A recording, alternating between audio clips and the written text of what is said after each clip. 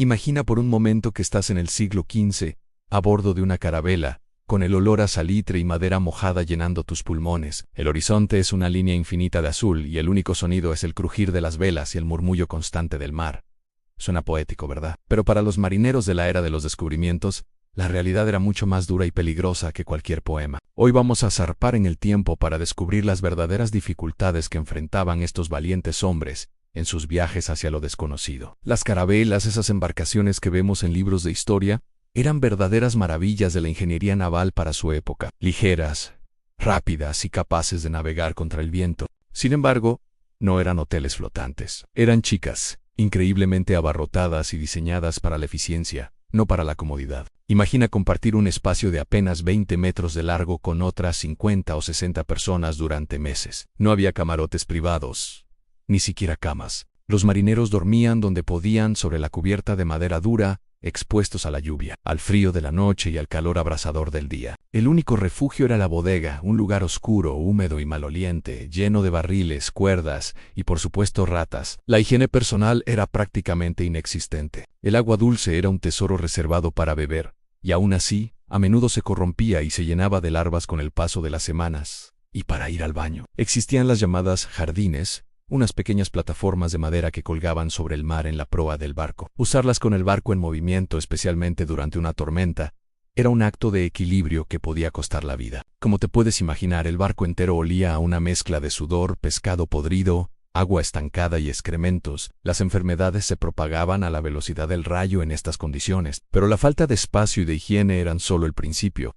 La verdadera pesadilla para muchos marineros era la comida. La dieta a bordo era monótona y con el pasar de los meses se volvía francamente repugnante. La base de la alimentación era el bizcocho de mar, una especie de galleta dura como una piedra, cocida varias veces para que aguantara meses sin enmohecerse. Era tan duro que a menudo tenían que remojarlo en agua o vino para poder morderlo, y era común encontrarlo infestado de gorgojos. Los marineros bromeaban diciendo que era mejor comerlo a oscuras para no ver lo que se movía dentro. La proteína provenía principalmente de carne salada, como cerdo o ternera, y pescado seco. Estos alimentos se conservaban en barriles de salmuera, pero después de semanas en el mar, la carne se volvía rancia, dura y con un olor nauseabundo. También llevaban legumbres como garbanzos o lentejas, y algo de queso y aceite. Pero la falta de alimentos frescos, especialmente frutas y verduras, tenía una consecuencia mortal en el escorbuto. El escorbuto era la enfermedad más temida en alta mar. Causada por la deficiencia de vitamina C,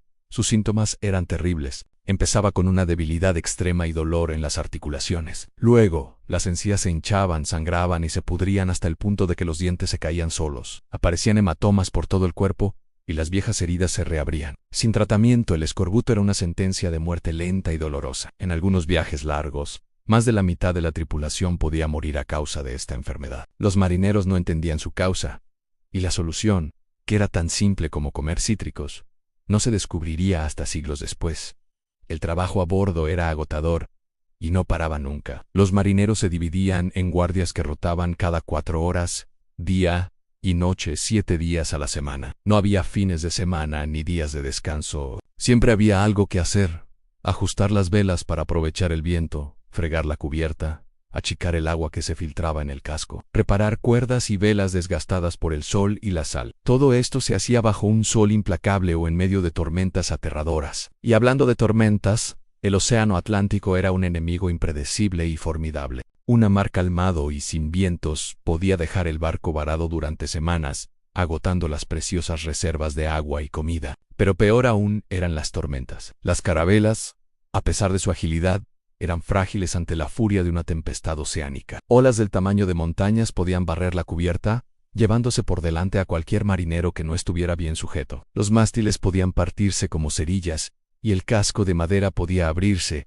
condenando a toda la tripulación a una tumba acuática a miles de kilómetros de la tierra más cercana. El miedo a naufragar era una constante en la mente de todos. Además de los peligros naturales, existía una tensión psicológica brutal. La monotonía, el aislamiento y la incertidumbre de no saber si volverían a ver a sus familias generaban un ambiente cargado. Las disputas entre marineros eran comunes, y la disciplina a bordo era extremadamente estricta para evitar motines. El capitán tenía poder absoluto de vida o muerte sobre la tripulación. Los castigos por insubordinación, robo o negligencia eran severos desde azotes públicos hasta ser abandonado en una isla desierta, o en el peor de los casos, arrojado por la borda. Y luego estaba el miedo a lo desconocido. En el siglo XV, gran parte del mundo era un lienzo en blanco. Los mapas estaban llenos de espacios vacíos y leyendas de monstruos marinos, sirenas que atraían a los barcos hacia las rocas y aguas hirvientes en el Ecuador. Los marineros no solo se enfrentaban a peligros reales, sino también a los terrores de su propia imaginación. Cada nuevo día en un océano inexplorado era un acto de fe ciega, una apuesta contra el abismo. No sabían si al final del horizonte encontrarían la India o el fin del mundo. Cuando por fin avistaban tierra después de meses de sufrimiento, la alegría era inmensa, pero los peligros no terminaban. El encuentro con nuevas tierras y culturas podía ser hostil. Existía el riesgo de ser atacados por poblaciones nativas que veían a los recién llegados como invasores, o de contraer enfermedades tropicales desconocidas, para las que no tenían ninguna defensa. Entonces, ¿por qué lo hacían? ¿Qué motivaba a estos hombres a embarcarse en viajes tan infernales? Las razones eran variadas. Para muchos, era una cuestión de supervivencia económica. La vida en tierra era dura y el mar ofrecía la promesa de un salario, aunque fuera modesto. Para otros, era la aventura, la posibilidad de ver mundo y escapar de una vida monótona. Y por supuesto estaba la codicia a la promesa de riquezas, oro, especias y gloria. Un marinero que sobrevivía a un viaje exitoso podía volver a casa con suficiente dinero para cambiar su vida y la de su familia para siempre. La próxima vez que pienses en Cristóbal Colón o alguno de los tantos conquistadores históricos, recuerda que detrás de estos grandes nombres había cientos de hombres anónimos que hicieron posible sus hazañas, hombres que soportaron condiciones inhumanas, que lucharon contra el hambre, la enfermedad y el miedo, y que pagaron con su sudor, su sangre y a menudo, con sus vidas, el precio de ampliar los horizontes del mundo conocido. Su resistencia y su sacrificio son una parte fundamental y a menudo olvidada de la historia. Gracias por acompañarnos en este viaje al pasado. Si te ha gustado descubrir la cruda realidad de la vida en alta mar,